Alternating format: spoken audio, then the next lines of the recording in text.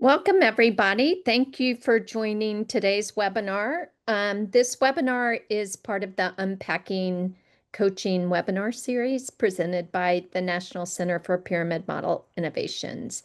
I'm Mary Louise Hemmeter, and I'm going to be your host today. Today, we're going to be talking about intentional leadership and planning for practice-based coaching delivery. I'm very excited about this content, and I think it's going to be new for a lot of you. So let's get into it. I'm very excited to introduce two of our amazing staff who will be presenting today, Ashley McNish and Megan Vonderams. And Megan, would you like to start by introducing yourself? Sure. Thanks, ML. My name is Megan Vonderams, and I'm from the University of South Florida, a staff member with Ashley and ML at NCPMI. Very excited to be talking through this topic today. I've spent time being a program implementation coach, a practitioner coach, and I do most of my work now around coaching kind of in support of leadership teams and coaches. And so this is, I think, as you said, ML, some new ways to think about how we can kind of move forward and do some intentional planning around coaching in our programs.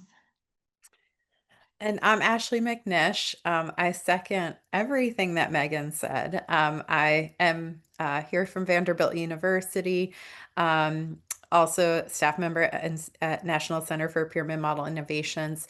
And I've had experience as a program implementation coach myself, supporting leadership teams in childcare. And I also coach coaches who are supporting leadership teams in the early intervention pyramid model work. So I am very excited to get through our webinar topic today. Um, Megan and I, as we were planning this, were really talking through, when we're supporting leadership teams, one of the biggest lifts, and I think a big source of anxiety for many leadership teams, wondering how are we doing this right? What do we do? Is around that BOQ component on building staff capacity. And we recognize when we're doing a leadership team training, there isn't enough time to really go in depth on that section because we're doing an overall scope of the benchmarks and really getting people acclimated to what is program wide and implementation science and all of these things. So we're hoping that the content in today's webinar will dive just a little deeper for you and understanding, what makes an effective professional development plan? What are some considerations and strategies our leadership team should think about when planning? We're doing a very quick walkthrough of different coaching formats and delivery options. And then, of course, we're going to end our discussion talking through how you're using data as a tool to inform that professional development plan. So we're hoping that this webinar can really support program implementation coaches and leadership teams with this topic today. All of the things that we're going to talk about, Megan and I have been working on a really great resource that we're excited will be coming soon later in the month. So keep looking on the resource library. Like I said, all of the information we share today will be in a document that you can access and refer to back after this webinar. So let's get started and kind of get back to the basics of what is a professional development plan. So I know in leadership team implementation training, we talk about developing an implementation plan. A professional development plan could be part of that implementation plan, or it could be a separate document. When planning for your continuous learning and growth for all staff within your program. All of our benchmarks of quality have a component on there around creating a professional development plan. So whether you're supporting or work in an early childhood program wide, like childcare, public preschool, family childcare, early intervention, this is a task that all leadership teams must do. And it's really there to provide that structure to that building capacity of all of the staff in your program. So when we're thinking about what is, what should be included in that professional development plan, we've got to think about the professional development system. And so whether you realize it or not, you have a system in place, outside of pyramid model. And we're bringing the pyramid model component and building that capacity for all of your staff to use practices and build their knowledge and expertise with these things in mind. So you may have to think about what trainings do we already have in place or that are planning, and what trainings need to happen. You also need to think about like what are our current policies and procedures that may impact staff, their knowledge of the expectations maybe around professional development in your program. So, examples could be maybe you have a staff handbook, and you're embedding some of this into that. You also might have, like, for example, in my experience supporting leadership teams in early intervention, um, perhaps they're at intake with families and we're using practice-based coaching. We have to have a conversation with families around what pyramid model is and how coaching may be a part of some of their early intervention sessions. So, perhaps there's a written policy or procedure or a video consent form that has to be created in order to do that.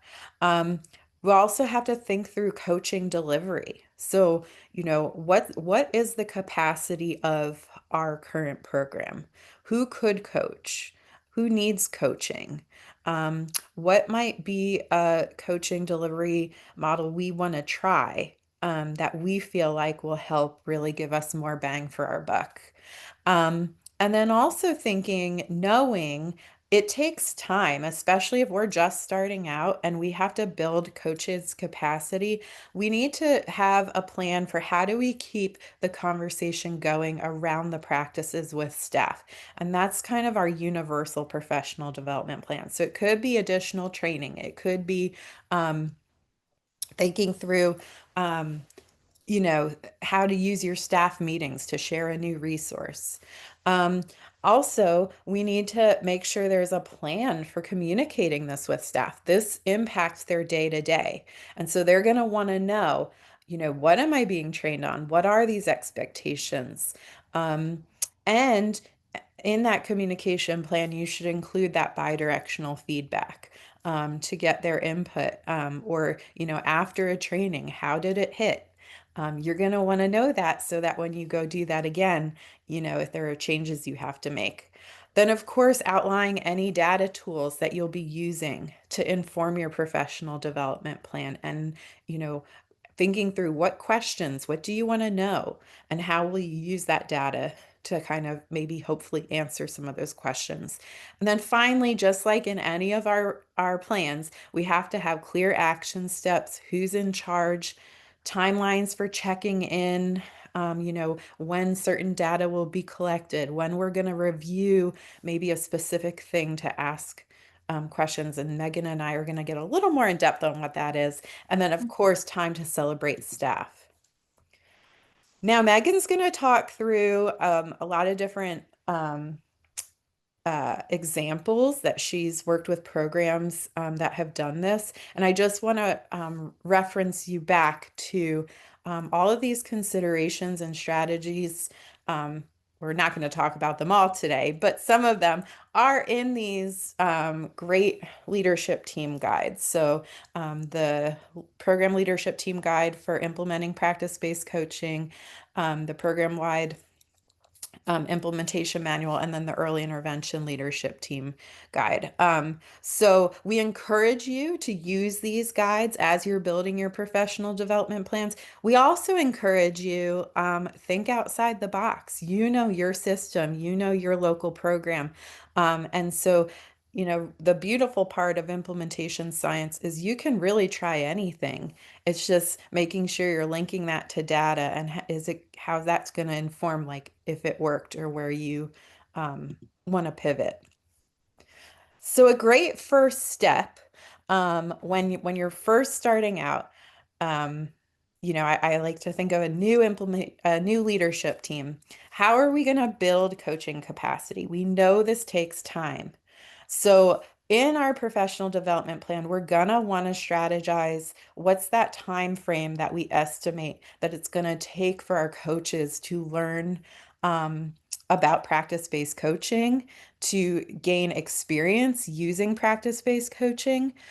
We encourage new coaches, especially, to really start out with that individual coaching, to really understand and get used to like what shared goals and action planning and needs assessments feel like, getting experience with coaching cycles, doing focus observations and reflection and feedback, getting that experience first, and then building into other coaching delivery models. So you're going to want to kind of create a timeline for what that might look like.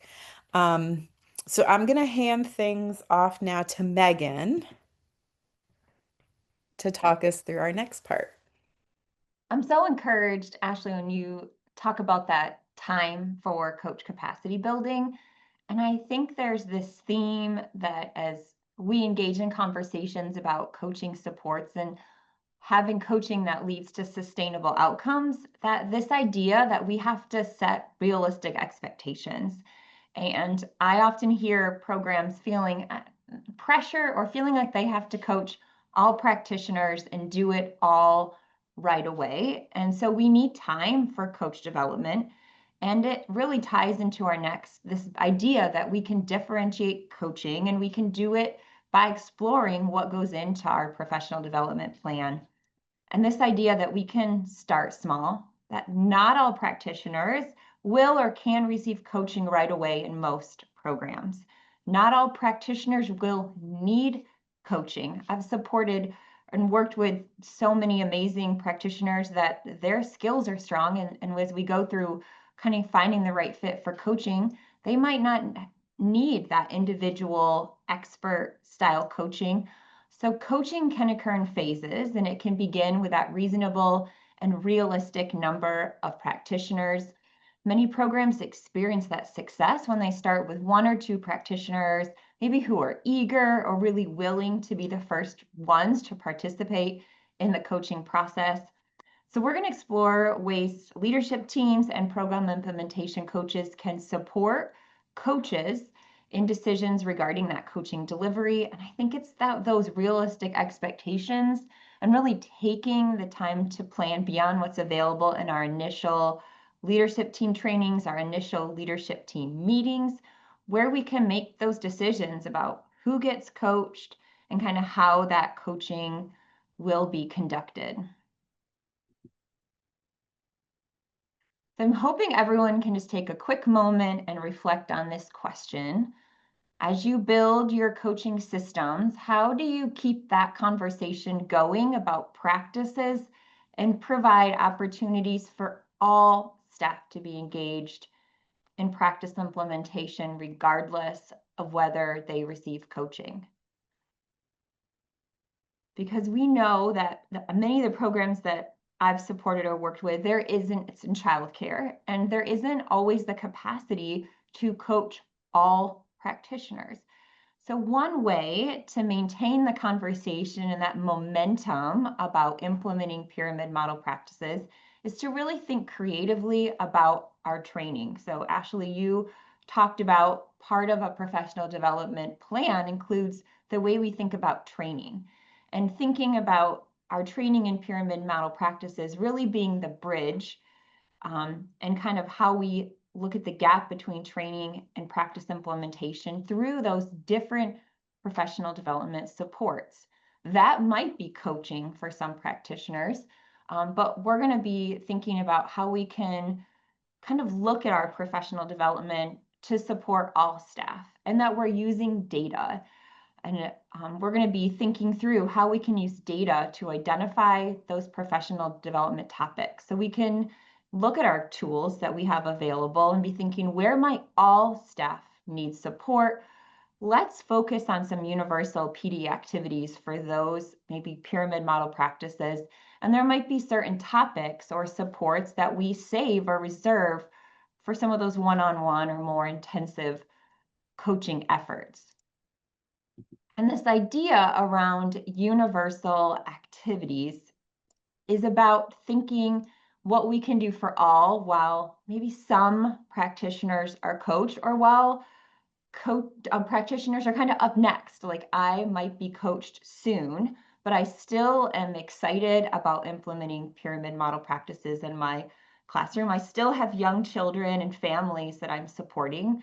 So what can I do to improve my practices? And that's where coaching and our coaches, our program implementation coaches, our leadership teams can be creating these activities. They might include, and we're going to share some of these examples, they might be about practice challenges. So maybe it's, I want all staff, and we might be the leadership teams, let's focus on a specific social emotional practice. Let's talk about it at a staff meeting, try it out, and let's report back at the next staff meeting. Maybe we highlight things that practitioners are doing really well, and we use social media and we leverage that. We share examples of teachers implementing those practices, practitioners using those practices. We get motivated by seeing others doing kind of these amazing things in their classroom with young children. We can do things like offer make and take, where we give professionals and our practitioners time to create things that they can use in their classroom. So time to create things like visual schedules, maybe it's scripted stories or materials they might use with children and families. And really thinking about what are other ways we can engage all staff. So it could be, I'm not going to say as simple as a newsletter, because I don't think creating newsletters is simple, but it could be a pyramid model newsletter email that goes out that features staff implementing practices with children. It's about bringing it back to what can we all do to improve our implementation of those practices. So I'm going to highlight a few examples of these. And I know, Ashley, you have that early intervention kind of lens. And so I'm going to ask you to join in if you have kind of how this works in early intervention as well. But we can highlight and share the strengths of practitioners. So this is just an example of a social media post that went out highlighting a family child care provider, Miss Michelle, using mirrors to identify feelings. It has a video attached to it that someone could watch, and we can get inspired by seeing what others are doing. It's encouraging, and it's something that no matter if I'm being coached or not, I may be able to do this similar strategy around this practice with my own children in my classroom. So I think about how can we think creatively about, if we're engaged in social media, can we have a focus on our pyramid model practices? And then giving participants, if we're doing training, because professional development does involve, we're thinking pyramid model practices, we're training practitioners in pyramid model practices. And can we give participants an opportunity to create materials that build on the concepts and strategies introduced in the training? So what you're seeing is an example from our project, Program-Wide Positive Behavior Support. We do coaching and pyramid model implementation in childcare and community childcare. So here's a staff training on friendship skills, and here the make and take is buddy stick. So no matter if all of these practitioners came to the training, they're all not getting individual coaching, but they're all part of professional development. They're coming to this training. They have something, they have little buddy sticks that they can use to partner children together for friendship skills. So it's just one way to promote a strategy when participants leave. And also, if you look at the photo of these practitioners, they're engaged and they're talking about this practice. Like, they are focused, and it gives them a chance to connect about how would they use this in their classroom? What does this look like for me? And Ashley, I know you've had some success in early intervention supporting practitioners and coaching around making materials. Yeah, so I was actually on the call with some coaches today, and something that's really common in the early intervention world is having like family events or activities, like where they might have like a group of families, where they have I don't want to call it a play group, but where like they're working on something together and there's maybe like a monthly event. So, an example of this could be at a staff meeting, what maybe you're focusing on using positive language or something, to tell children, toddlers what to do. So maybe you're making materials as a group at a staff meeting, together to use at that next family event or use on your next early intervention visit. I know our website has a lot of great family engagement materials. I know one that I love personally is the family routines and visuals handout, um, because everything's there. You can just laminate it and print it and like be able to take that to a family and right away help to coach them using a first then visual schedule to help a toddler transition. So, Those are great ideas. yeah. And I noticed a comment in the chat box that talked about breaking things down, making it more information into these like bite-sized pieces. So Mhm. even if we're not getting coached, or when it's my turn to get coached, if I'm the practitioner, I have a background in this. I've been through training and I've had the opportunity to practice these skills. So this is Coach Ella. She's at a program called Peacock's Plume, and this is what she's done. She's really broken it down month by month. She creates these, they are beautiful, bulletin boards that focus on either a pyramid model practice of the month or a skill or strategy that they're teaching young children. It's for all staff. And this program really does differentiate their coaching. They have practitioners that are being coached individually. Ella does small group coaching for some infant and toddler teachers. And then for all staff, she has these focus of the months. And so this month is November, and I just talked to her last week. They're focused on emotional literacy and doing feeling check-ins. So as the coach, she went to each classroom, checked in with each teacher in her program, and made sure they had a feelings check-in. And if they didn't, she had one for them. And the goal is that all staff were doing feeling check-ins with children. And so just one way that even for teachers that aren't getting coached, they're moving forward on their pyramid model practice implementation. And the next example is very similar. It is, this is Children's Academy Fishhawk, and you'll see they introduce each month kind of a pyramid model practice at staff meeting. And they devote just 10, not just, it's 10 minutes of their staff meeting, and it's focused on kind of that practice. Why do we use it? How do we implement it? What does that look like? They also do a focus of the month, a bulletin with resources. They have pictures of children engaged in that practice. And then for individual teachers, when they're doing one-on-one coaching, that's what you see with the coach using Tucker to help in the support the classroom practitioner and the child. So individual coaching is happening while all staff have access to professional development, kind of on that ongoing basis. So just really creative ways where um, it's that universal PD for all while we think about our coaching supports.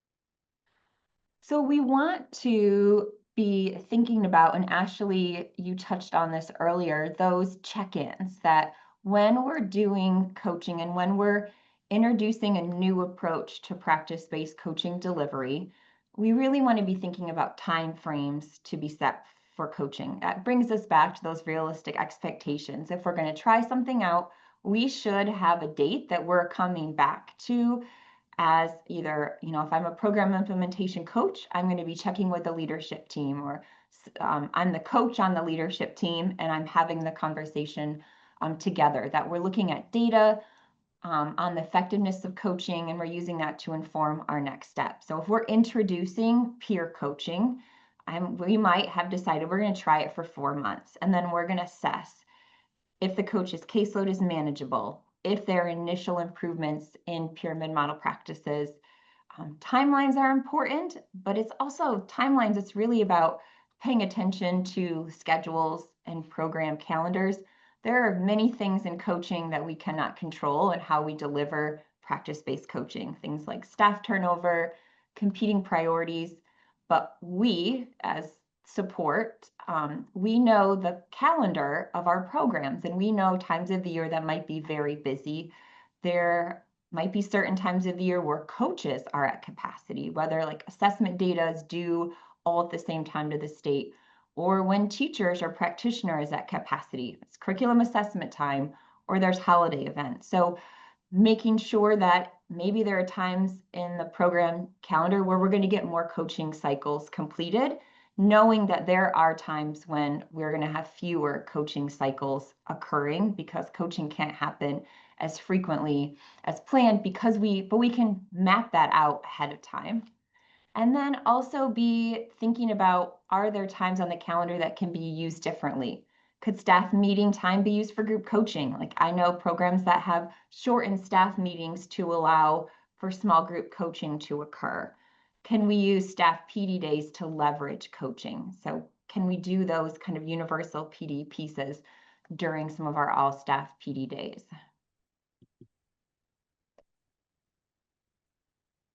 And then we have to be thinking, there's that data piece. We can't talk about coaching if we have to be able to think, where do we start? And we have sources of data and information that we can make those data-informed decisions about which practitioners might be the best fit for initial coaching support. So whether you're first starting coaching or if you have a coaching occurring in your program, this information can still help you select what is a good fit for coaching. So we want to be looking at our observation data. So we can use data from our observations. So we're teaching pyramid observation, our TPOT, our tippy toes, our EPI. I'm going to use acronyms for the sake of time today, but those are our observation tools for pyramid model practice implementation. We can use those to identify practitioners who can benefit from focused support in specific pyramid model practices. We can use our strength and needs assessment. So if we're implementing practice-based coaching, we're using strength and needs assessment as part of that PBC framework.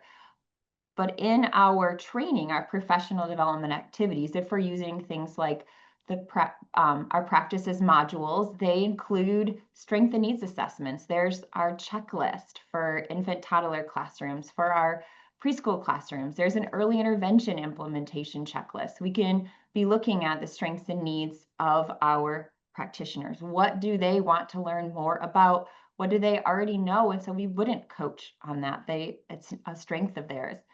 We can look at our benchmarks of quality, bring it back to our program goals. Are there practitioners whose growth aligns with the priorities of the leadership team? So if we're looking to improve our social-emotional maybe competencies around teaching friendship or teaching emotions or problem solving, do we have a group of practitioners who's interested? Does that align with our program goals?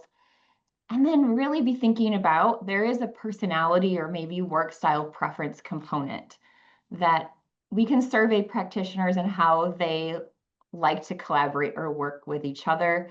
So we can use things like the Classroom Collaboration Work Style Discussion Guide. That is a resource that is available on NCPMI. It just looks at like, how do I like to work with others? I've done group coaching previously. In group coaching, there is a personality component to it. Do I want to work with a group of other practitioners? And does that fit with my learning style or how I want to be coached? And then survey. We need to incorporate practitioner voice. What are their preferences for different coaching formats? And include options not only for now, but many practitioners, what works for them right now might not work for them in the future, or maybe they're at capacity right now. I think of lots of practitioners who they're in the classroom all day and then they're getting their additional degrees outside of, so they're going to school and they're raising families. So maybe this year wouldn't be a good fit for individual coaching, but next year I'm really excited and I feel like it would work for me. That's really important to build into your coaching plan, thinking ahead. And then the expertise and the experience of practitioners. They'll be at different places in their implementation of social emotional practices. So really A skilled practitioner is not going to need or require the same level of support as a new practitioner in the workforce. This is kind of the reminder, but just having us focus on that coaching can occur and multiple delivery options. We have a range of decisions we need to make about how we offer and provide practice-based coaching in programs. We have many options for the delivery. Within coaching, we can have individual groupings, we can have group coaching, peer coaching, and self-coaching, and each of these take a different level of intensity and time, but they all require a coach to guide that process. So that's a really clear, they're all practice-based coaching. They follow the components, but a coach, an expert coach, needs to kind of set up and check in on all those coaching formats. Coaching can occur via distance, or we can do it live, or it could be hybrid. So in the resource that is coming soon, we unpack this a little bit more in terms of the decisions you might make, but I encourage you to go back to those resources.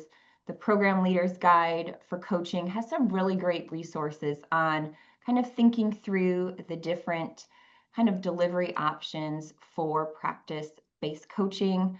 But I encourage you to think beyond, especially when there's limited resources, to think beyond individual coaching and how we can differentiate coaching for our practitioners. And it really is about finding that good fit, and what works for one practitioner might not work for the next. But we want to be reviewing our data. There's that data piece again, looking at what our practice implementation tools indicate. So what our practice implementation, what's happening in the classroom, looking at coaching logs. If we're implementing coaching right now, there's some really great data about what's happening. So what's the duration of coaching sessions? Are our current practitioners completing coaching cycles? Are they meeting their goals? All of that would inform kind of where we go with coaching, and do we have the capacity to maybe add additional practitioners to our coaching plan? That data helps us just make those good decisions. And then those conversations. So we have data, but what practitioners are telling us about their wants, their needs, their stressors is really important in terms of finding a good fit. And then there are program requirements. So we recognize that many of you might be in programs where you're required to provide a certain amount of coaching or a specific type of coaching. So maybe there's the collective bargaining or administration policy decisions.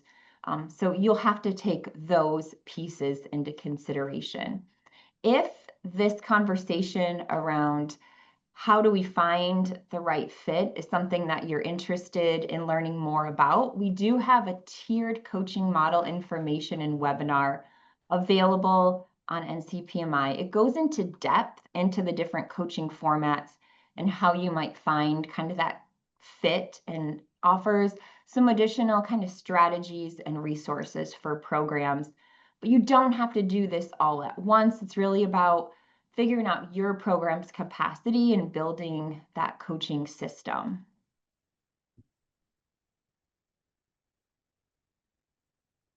So we have a kind of a new way, not a new way, but I think this is an interesting way to think about how do we find that fit for coaching.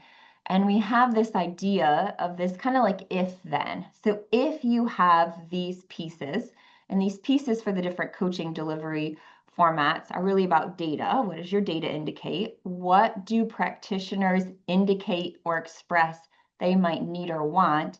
And then what are your program resources? And do you have the capacity to support that coaching format? So here's the individual coaching if then. So if you have data that indicates a high level of practice support for pyramid model practices, and practitioners have this desire that individual coaching would help me, this would improve my practices, and I have the resources and a coach to provide sufficient time to support teachers with one-on-one coaching, then individual coaching is probably a good fit. It makes sense for that practitioner to receive individual coaching. That's often what we think of when we think of practice-based coaching is our individual coaching, but it doesn't have to be. We have things like group coaching.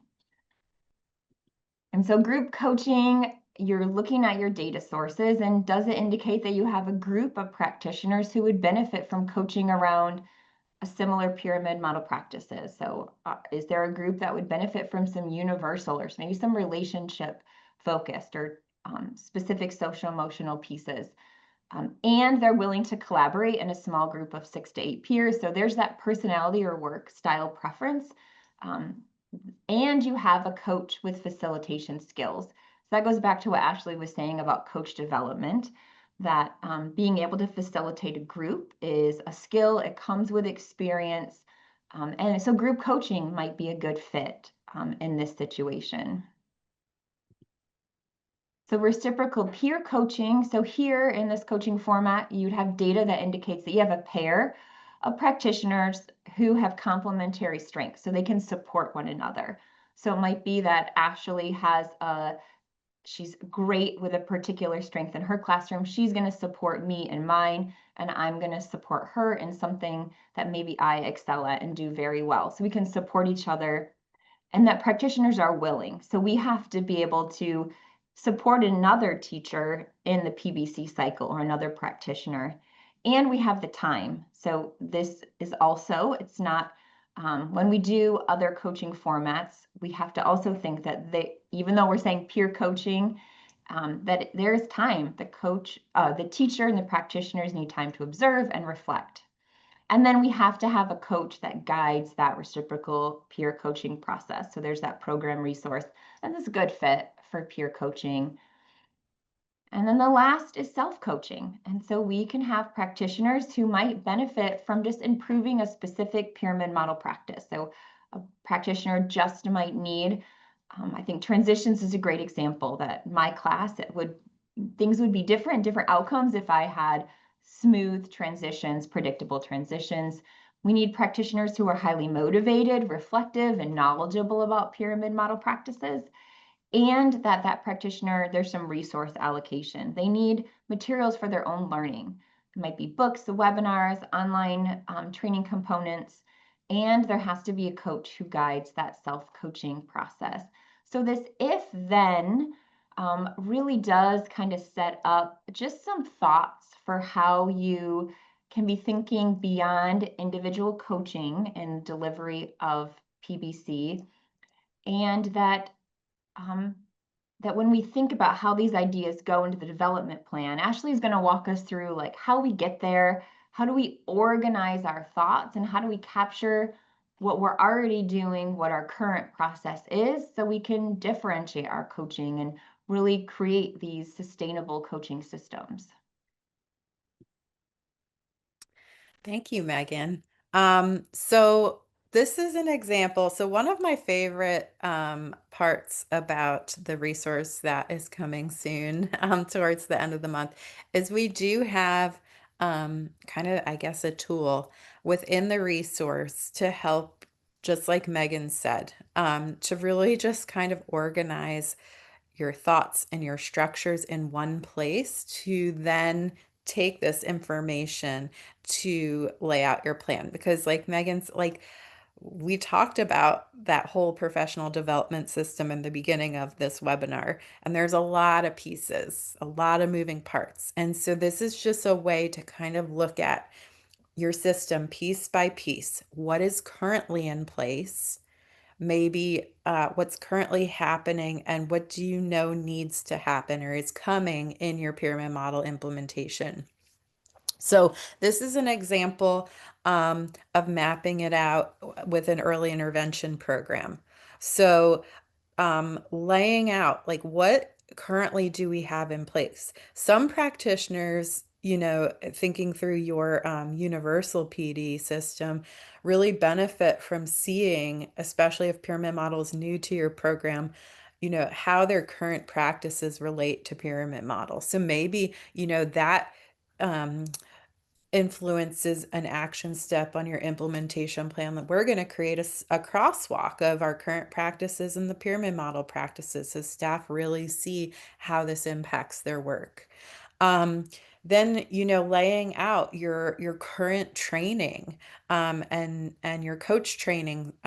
Sorry, the process that your coaches need for their own training and support and professional development to happen in their um, capacity building. So they need time to attend that PBC training um, and go to the pyramid model practices training. They need time to experience conducting an EPFI and going to their own community of practice calls where they're being coached to coach.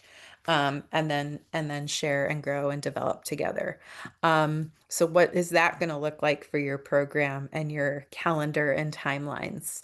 Then thinking about what are our current routines for how we communicate with staff. Um, you know, do we already have a staff newsletter where we can maybe embed a practice of the month into what we're doing? We currently have staff meetings. Is there a resource that we could highlight at the next staff meeting to kind of share what the resource is, how you might use that with a family or in a classroom? Um, Also, how are we even going to initially introduce PBC to staff? Like, is that at a staff meeting? I know in a lot of our leadership team trainings, we talk about doing like an initial staff buy-in presentation. What if we created an initial staff buy-in presentation specifically about our PBC and professional development plan to staff to inform them? So, kind of thinking like, what's in place? What ideas do we have for communicating to staff? Also thinking about like, what's our total number of practitioners? So Megan did a really great job of talking us through, you know, who makes up our program and what are their individual needs and how they learn, and the types of coaching we know will work for the staff that we're currently in there. It also makes me think of, I know Megan said, that being prepared, that preparation, like there are things that we know we can't control, such as staff turnover. So what if we train all of these staff and half of them leave, and then we have four new staff members? So, I just had this happen with a program where they took the recording of the practices training and then shared that bit by bit with their staff at lunch and learns of their new staff, and then they're going to be the target for their initial coaching as their coaches build their capacity. So, kind of thinking through what if X happens, thinking about who's going to coach and what's their current capacity. So, if there's a supervisor who's coaching, like what are all the other tasks that they have in their day? So if we're just focused on building capacity, maybe we just start with coaching one person so it's not so overwhelming as they build their experience and capacity with PBC. And then after that check-in, what's our plan for the next before the next check-in of how coaching will happen.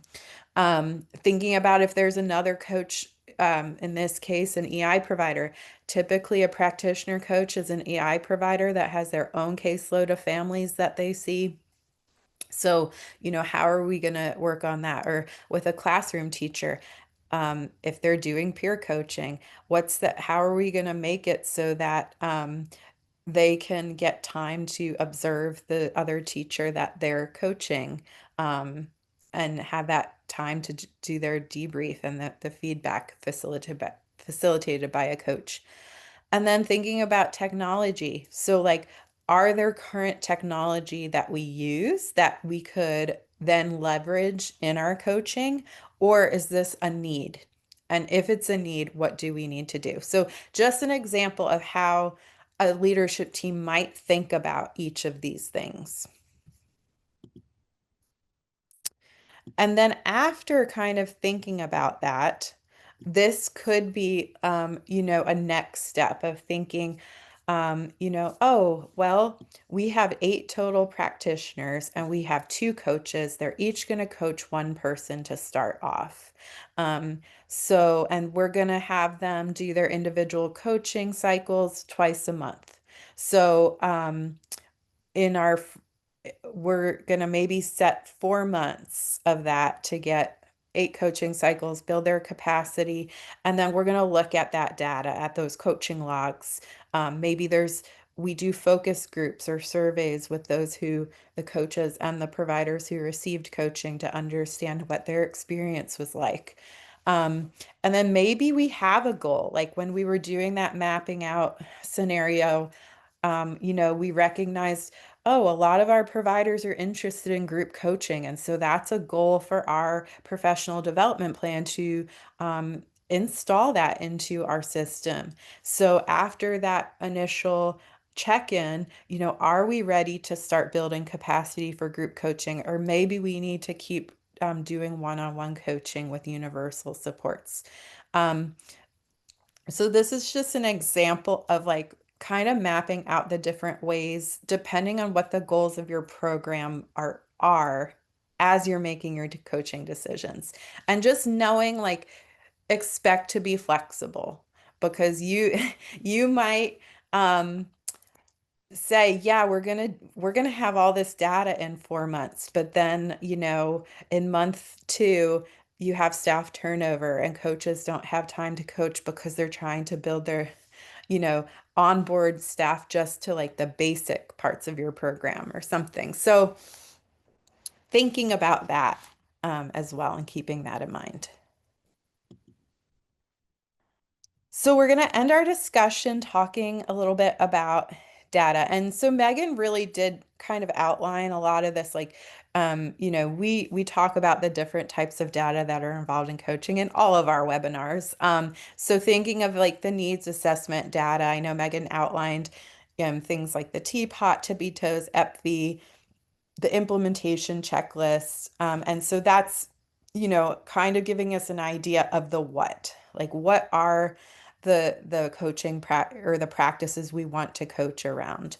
Um, and then the coaching logs help to kind of inform, like if we had that, in the example I just shared, the expectation that we're going to have 2 coaching cycles a month. At that check-in time, we can look to see, was it feasible for our coaches to meet twice a month with their practitioner in order to complete coaching cycles? And if so, and we might look and yes, it worked and that was reasonable, or maybe it didn't. And then we want to investigate why. And so then that's going back maybe to some staff surveys or focus groups, or looking at maybe our calendar or our timeline, or what happened in those 4 months in our program that may have impacted them not meeting our goal of doing 2 coaching cycles a month. So kind of that's an example of how you might use a coaching log to look at your professional development plan.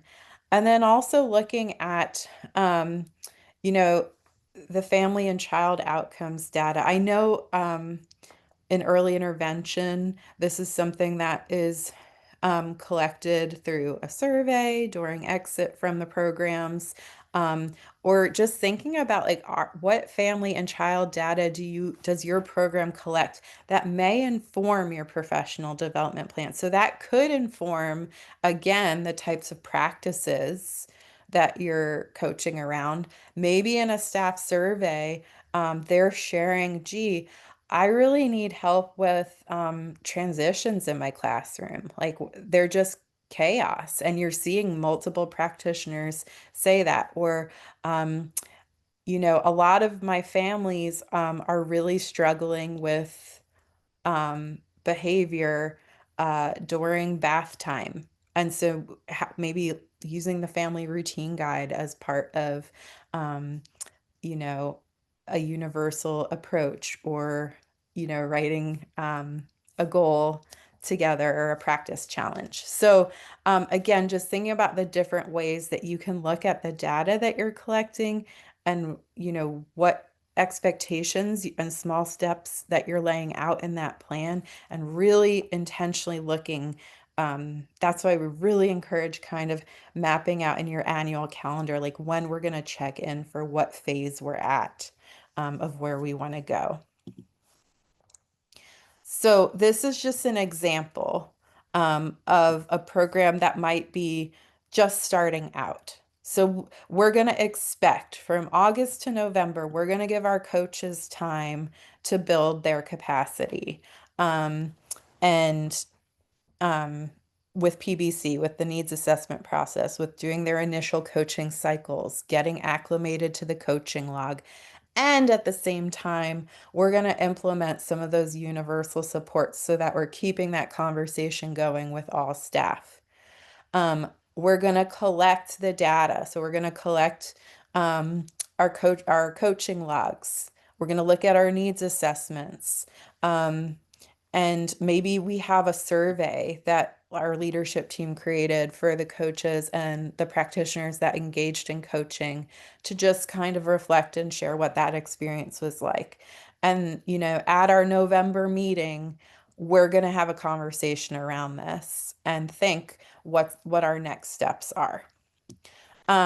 So and you can map this out in advance again with being ready to be flexible because you might get to that November meeting and say, our coaches feel like they still need more time and to build their capacity, we're going to extend it by 2 months. Then maybe you have after your coaches have built their capacity, you want to try a cohort one with individual coaching. And so maybe they expand the number of people that they're coaching at that point, and continuing using those universal supports. Um, and I just want to really emphasize this is an example. Your leadership team can create whatever it looks like for you. Um, Maybe it is a goal to explore group coaching. So then maybe after that March check-in, you decide, yeah, we're ready. Our coaches feel very confident with their knowledge and experience of PBC, and they're ready to facilitate a group of practitioners to engage in focus, observation, and reflection together. And so we're gonna try small group coaching, and we're gonna collect data from April to June, and we're going to check in how it went at our June meeting and so on. So just kind of like thinking like, what are those steps? What data do we need to check in with, like how that step went, and really, again, making sure that that timeline is there. Megan, do you have anything you'd like to add about any of the data? No, I think the data piece is really important, and I think that that's probably where people have questions about it. I know that Mhm. ML is answering some questions in chat. But I think the key there, I like how you mentioned flexibility because I think that comes up a lot around data and that with scheduling, and we often have these timelines that we have to adhere to, but being flexible and how we think about the data and considering all data that we have access to. I think each program will have different data sets that they have access. Like someone asked about behavior incident report data. Yes, we can Mhm. look at Absolutely. for professional development, where is behavior occurring? Where is it not occurring? Where might we need some PD supports around behavior responses? Looking at child assessment data. Are there things that children are not maybe engaged in the learning or that our assessment data says we need to improve? So can we bring that back to that coaching conversation, which includes the leadership team? Because our coaches part of our leadership team. That's what we want to have. Or if you're a large program, maybe one coach, but coaches are part of the leadership team and are part of that ongoing conversation around data. Thank So I'm trying to type out an answer really fast and I'm going Mhm. to just say it real quick. So someone is having has a question about coaches being supervisors and knowing that that's not the best thing. And uh, could you consider that in looking at your data? And what I was trying to say, and I pushed send too fast, is that I think that when you're looking at your data on coaching effectiveness, and if you see that coaches are implementing uh, are doing coaching with sufficient dosage and fidelity, and you're not seeing teacher change, that you would wonder why. And that might be a place where you would say, Mhm. is it something about the coaching um, partnership between the coach and the coachee? And so that's one way that you might think about that. Mhm. Yeah, that's one way you might think about that. We could talk about this a long time, but I Yes. do think that at that thinking about how you might know whether that's an issue, having a supervisor be a coach, that's one way you might think about it. Ashley or Megan, anything to add to that? I, I think Ashley mentioned, but I think surveying staff on Yeah. coaching, there are, I know some states that do this really well. They have like a coach kind of, I cannot think of the word. It's, um, Oh, just how are we thinking about coaching and its effectiveness and what are my feelings about it? How did it go for me? Things that I liked, didn't like. I think having that anonymous type survey go out to everyone being coached is really important. I think you might get some more information. Feasibility, that's like, acceptability and feasibility. That's what the words I was looking for. I think that's one way to really capture that's not going to show up on you might not see it in your teapot or your child outcomes, or might not be reflected in a coaching log, but it is really important as part of that coaching data is to be surveying how does this feel for me, how could this be improved for my experience with coaching. So to really lean on that type of information, I think is really important.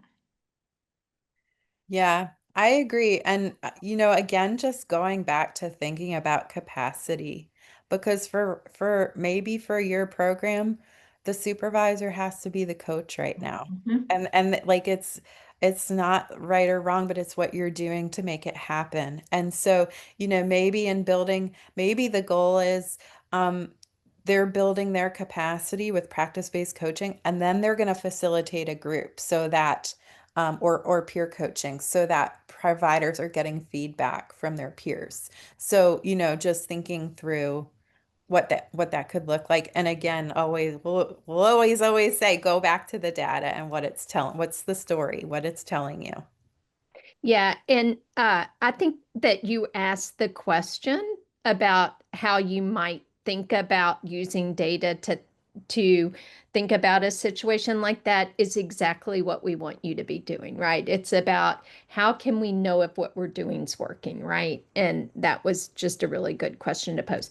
Okay, I know we're out of time. Megan and Ashley, y'all are amazing. Thank you. Thank you so much. Thank you very much to all of our panelists for their wonderful insights. Your feedback is very important to the work that we do. So please remember to provide your feedback on this webinar with our post-webinar survey by typing the web address shown on this slide into your internet browser. Your certificate of attendance will appear once you submit the survey. We invite you to visit our website, challengingbehavior.org, to sign up for upcoming webinars, access recordings, download pyramid model resources, and more. Thank you to our funder for making this webinar possible. This concludes our webinar. Thank you all and have a great rest of the day.